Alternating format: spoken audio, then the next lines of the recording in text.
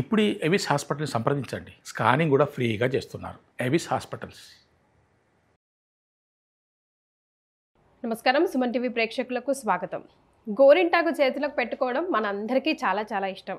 రాబోయేది ఆషాఢ శ్రావణ మాసాల్లో అయితే ఆడపిల్లలు ప్రతి ఇంట్లో కంపల్సరీ గోరింటాకు పెట్టుకుంటారు. అయితే ఆ గోరింటాకు చెట్టు ఇంట్లో ఉంటే మంచిది కాదంట. ఎందుకు? ఈ టాపిక్ పైన డిస్కస్ చేయడానికి మనతో పాటు ఉన్నారు ప్రముఖ vastu consultant and life coach Shri Padma గారు. హలో పద్మ గారు. హలో కీర్తి, ఎలా ఉన్నారు? Fine ma'am. విన్నారా ఈ సోద్యం? నాకైతే నిజంగానే సోద్యం. గోరింటాకు పెట్టుకోవడం అంటే మహా ఇష్టం నాకు. అది వెళ్ళిపోతుంటే అసలు ఎంత బాధగా ఉంటుందో. అండ్ మోరోవర్ స్కిన్ డిసీజెస్ వచ్చినట్టు అనిపిస్తుంది వెళ్ళిపోయే ముందు. కానీ అలాంటి గోరింటాకు చెట్టు ఇంట్లో ఉండకూడదట, అరిష్టమట. ఎందుకు? అరిష్టము అని మనము అంత పెద్ద పదం వాడకపోయినా అది వాస్తవమే.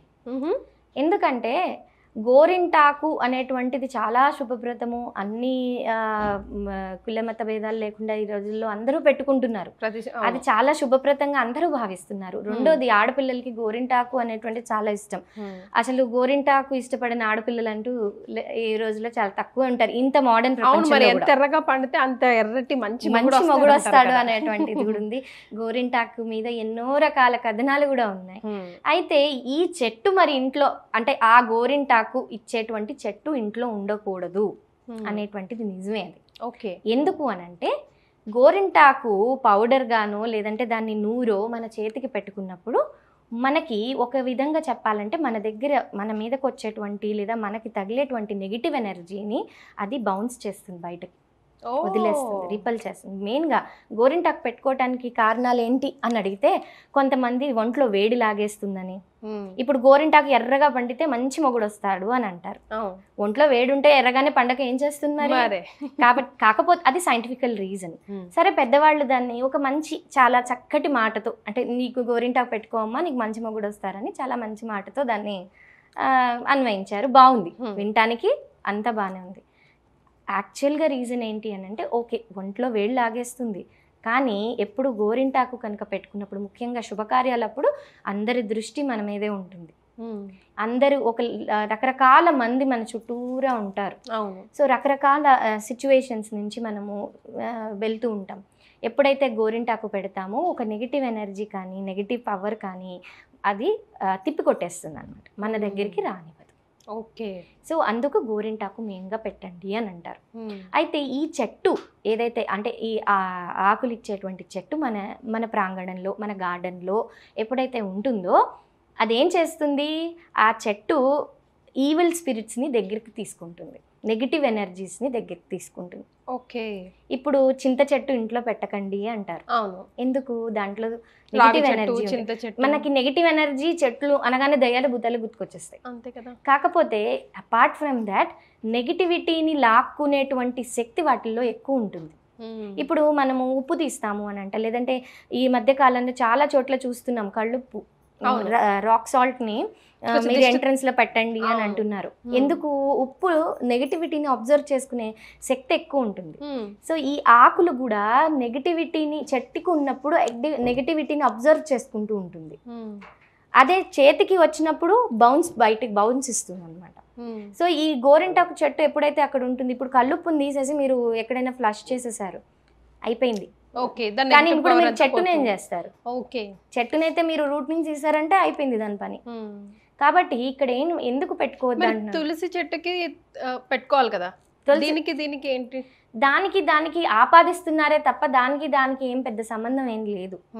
తులసి చెట్టు మెడిసినల్ ప్రాపర్టీస్ ఉన్న ప్లాంట్, ఇది మెడిసినల్ ప్రాపర్టీస్ ఉన్న ప్లాంట్. తులసి చెట్టు అనేటువంటిది అక్కడ ఉన్నటువంటి ఎన్విరాన్మెంట్ లో ఒక పాజిటివిటీని ఇస్తుంది. ఇది నెగటివిటీని గ్రాస్ప్ చేసుకుని దాన్ని ఇంకా ఎన్హాన్స్ చేసి బయటకు వదులుతుంది. సో అది ఏమవుతుంది, మనకి దానివల్ల నెగిటివిటీ ఎన్విరాన్మెంట్ లో ఎక్కువ క్రియేట్ అవుతుంది. సో కేవలం ఇదే కాకుండా ఇప్పుడు మనం ఇంట్లో ఎంత వాస్తుపరంగా ఇన్ని బ్యాలెన్స్ చేసుకుని మన కట్టడాన్ని కూడా దానికి అనుకూలంగా చేసుకుని అంతా చేసుకున్నప్పుడు కూడా అదేమవుతుంది, మన ప్రాంగణంలోనే ఉంది. ఆ ఎనర్జీ అనేటువంటిది ఇంటికి బయటికి ఫ్లో అవ్వటము, అప్ అండ్ డౌన్ అవ్వటము అనేటువంటిది కామన్గా జరుగుతూనే ఉంటుంది. సో దీనివల్ల ఏమవుతుంది, నెగిటివిటీ ఇంట్లో ఎక్కువగా అలుముకుంటూ ఉంటుంది. ఎప్పుడు ఎలాంటి ప్రాబ్లమ్స్ వస్తాయి? జనరల్గా ఏంటి అని అంటే మైండ్ ప్రశాంతంగా ఉండదు. ఓకే. అలజడిగా ఉంటుంది. రెండోది ఏంటి, ఎప్పుడు కాన్స్టెంట్గా ఒక పని మీద ఉండం మనం, ఎప్పుడు అప్ అండ్ డౌన్ ఉంటుంది. ఒక లెథార్జిక్ బిహేవియర్ ఎక్కువైపోతుంది.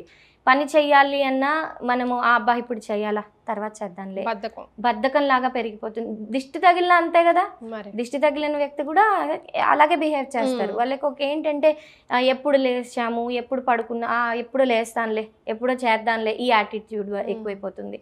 కొంతమందికి విపరీతమైన ఆవులింతలు వస్తూ ఉంటాయి. డైజెస్ట్ కాదు, అసలు ఏ రీజన్, బయట తినేది లేదు పెట్టేది లేదు, అయినా మాకు స్టమక్ ఇష్యూస్, బ్లోటింగ్ ఇవన్నీ ఎక్కువైపోతున్నాయి అంటే ఇవన్నీ కూడా రీజన్స్. అలాంటి రీజన్సే దాదాపుగా మనకి ఇంట్లో చూస్తూ ఉంటాం. ఒక్కొక్కసారి ఏంటంటే తెలియకుండానే వితౌట్ ఎనీ రీజన్ హై టెంపర్మెంట్కి వచ్చేస్తుంటాం. చిన్న చిన్న వాటికి గొడవలు, చికాకు, ఇంకా చెప్పాలంటే చికాకు అనేటువంటిది ఎక్కువైపోతుంటుంది. సో ఎనర్జీ లెవెల్స్ని దీనికి ఇంటరాక్ట్ చేయగలిగేటువంటి గుణం చాలా ఎక్కువ ఉంటుంది. సో మరి ఇది ఇప్పుడు విన్న వాళ్ళంతా తీసి పడేగానే మాకు మామూలు అయిపోతుందా? అయితే మా ఇంట్లో ఎందుకే డిస్టర్బెన్సెస్ వస్తున్నాయా, ఓకే మేము ఇప్పుడు తీసేసి బొక్కను బయట పడేస్తాము అంటే ఆ డిఫరెన్స్ తెలిసిపోతుందా? ఏది కూడా నిమిషాల్లో జరిగిపోదు. పాడవటం అనేటువంటిది ఒక రోజు 2 రోజుల్లో అయిపోతుంది. కానీ చేంజ్ అనేటువంటిది లాంగ్ రన్లో జరుగుతుంది. ఆఖరికి వచ్చి పత్తి చెట్లు బాగున్నాయి, అందంగా ఉంటాయని కొంతమంది అయితే ఎక్కడో ఒకటి దేవుడికి పత్తి దొరుకుతుంది కదా, న్యాచురల్గా ఉంటుంది కదా అని పెంచుకునే వాళ్ళు ఉన్నారు. పత్తి కూడా పెంచుకోకూడదు. ఏవి ఎక్కడ పెరగాలో అక్కడ పెరగాలి. గోరింటాకైనా పంటలాగా దాన్ని పండించుకుని, లేదంటే పత్తిని పంటలాగా పండించుకుంటే పర్వాలేదు, కానీ అదే ఇంట్లో పెట్టుకోకూడదు. ఈ పెట్టుకోవటం వల్ల కొన్ని నెగిటివ్ వైబ్రేషన్స్ అనేవి ఖచ్చితంగా చోటు చేసుకుంటాయి. అవి ఎంతవరకు వెళ్తాయి అనేటువంటిది ఇంట్లో ఉండేటువంటి ఇతర సిచ్యువేషన్స్ బట్టి, అంటే వాస్తు పరంగా ఎలాంటి అబ్నార్మాలిటీస్ కానీ అప్ అండ్ డౌన్స్ కానీ ఉంటాయి, దాని మీద కూడా ఆధారపడుతుంది. ఇప్పుడు ఫామ్ హౌసెస్, పొలాలు, గెస్ట్ హౌసెస్ ఉంటాయి కదా, అక్కడ ఈవెన్ ఫామ్ హౌసెస్ అంటే మీరు వెళ్ళి ఉంటారు అనుకునే వాటి నుంచి అవాయిడ్ చేయగలిగితే మంచిది. గార్డెన్ లో కూడా ఉండదు అంటున్నారు. ఎక్కడ ఉండకూడదు. అది మనం వెళ్ళి అక్కడ ఉంటాము అనుకునే ఏరియాస్లో ఉండనీకండి. ఇప్పుడు మీరు ఒక పంటగా మాట్లాడుకున్నప్పుడు అది కమర్షియల్గా మీరు దాన్ని తీస్తున్నారు, లేదంటే పంటగా వేరు, ఎప్పుడు అది దోషం కాదు. ఒక వృత్తిపరంగా మనం చేసేది ఎప్పుడు దోషపూరితంగా ఉండదు. కొన్ని ఏంటంటే అందరికి సెట్ కావు.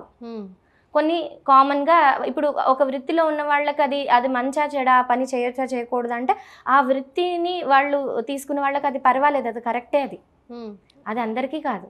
అలాగే మొక్కలు కూడా అంతే. ఆ మొక్క మనం ఇక్కడ పెట్టుకోవద్దు అన్నాము అని అంటే మరి పంటల్లో పెరిగేది మంచిది కాదా అని మూర్ఖంగా వాదించే వాళ్ళు కూడా ఉంటారు. పంట వేరు, ఇల్లు వేరు, మనం ఉండేటువంటి పరిసరాలు వేరు, చాలా వ్యత్యాసం ఉంటుంది దీనికి దానికి. అలాగే ఎప్పుడు మనము ఒక విషయాన్ని మనం తీసుకునేటప్పుడు అది నాకు ఎంత చెడు చేస్తుంది, ఈ మొక్క నేను పెట్టుకుంటున్నాను, లేదంటే ఇంట్లో ఒక ఐటమ్ని నేను తెచ్చి పెట్టుకున్నాను, దీనివల్ల వైబ్రేషన్ లెవెల్స్ ఏ విధంగా ఉంటాయి, ఇవన్నీ కొంచెం ఆచితూచి మనం అడుగు వేయటం అనేటువంటిది చాలా మంచిది. అయితే పద్మ గారు, ఆ ఇంటి పరిసరాల్లో ఉన్న వ్యక్తులకి అది ఆపాదిస్తుందా ఆ నెగిటివ్ పవర్ అనేది, లేదా ఆ ఇంటి ఓనర్కి ఆపాదిస్తుంది? ఇప్పుడు వాస్తవంగా చూసినట్లయితే అంత పరిసరాలు అని చెప్పుకోదగినంత పెద్ద పెద్ద ఏరియాస్ ఎక్కడ ఉండట్లా. ఉన్నదే ఒక 4 ఎంత పెద్ద ఇళ్ళైనా 400 నుంచి 1000 గజాల స్థలం ఉంటుంది. సో దానికి మళ్ళీ ఒక కాంపౌండ్ వాల్ ఉంటుంది, కాబట్టి అది అంతవరకే కన్ఫైన్ అయి ఉంటుంది. పక్క వాళ్ళు దాని వల్ల ఎఫెక్ట్ అవటం అనేటువంటిది చాలా రేర్. ఆ ఇంటి ఓనర్కి ఉంటుందా? ఆ ఇంట్లో ఉండే వాళ్ళందరికీ ఎఫెక్ట్ వస్తుంది. ఆ ఇంట్లో ఉండేవాళ్ళు ఎప్పుడు ఉండే వాళ్ళకి ఎఫెక్ట్ వస్తుంది, ఓనర్కి సంబంధం లేదు. అక్కడ మీరు లేరు అంటే అది మీరు ఓనరా టెనెంటాతో సంబంధం లేదు. ఆ నెగిటివ్ ఎనర్జీకి మీరు ఎక్స్పోజ్ అయ్యారు అంటే ఆ ఎక్స్పోజ్ అయిన వాళ్ళకి ఎఫెక్ట్ అనేటువంటిది వస్తుంది. అలాగే పత్తి పంటలు ఇవన్నీ వేసిన స్థలాల్లో ఇల్లు కట్టకండి అంటారు. ఎందుకంటారు?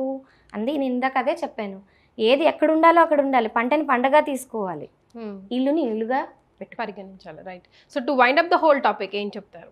ఇది చాలా చిన్న విషయం.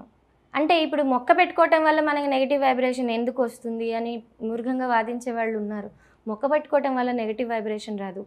ఎంత మెడిసినల్ ప్లాంట్ అయినా దాని నుంచి ఒక నెగిటివిటీ, ఒక పాజిటివిటీ అనేటువంటిది ఉంటుంది. కొన్ని ఆక్సిజన్ ఇచ్చే ప్లాంట్స్ ఉంటాయి, ఎక్కువగా మనకి ఆక్సిజన్ అనేటువంటిది వస్తుంది. లైక్ పీస్ లిల్లీ ఇవన్నీ ఇంట్లో పెట్టుకుంటే మంచిది అని అనడానికి రీజన్స్ అదే. కొన్నిటి నుంచి కార్బన్ డైఆక్సైడ్ అనేటువంటిది ఎక్కువ వస్తుంది. అది నేను మీకు ఉదాహరణకు మాత్రమే చెప్తున్నాను. అలాగే ఏంటంటే ఒక్కొక్క మొక్క నుంచి ఒక్కొక్క మెడిసినల్ వైజ్గా సైంటిఫికల్గా కొన్ని పాయిజనస్ ప్లాంట్స్ ఉంటాయి, అవి మనం పెట్టుకోకూడదు అంటాం. అంటే మరి మొక్కే కదా ఇంట్లో పెట్టుకుంటే ఏమవుతుందని మూర్ఖంగా వాదిస్తే దాంట్లో నుంచి వచ్చే అది నెగిటివిటీ, పాయిజన్ అనేది నెగిటివిటీ. Negativity so exactly. ఈ నెగిటివిటీ అంటే ఏదో దయ్యమో భూతమో ఏదో సూపర్ న్యాచురల్ పవర్ అని అనుకోకర్లేదు.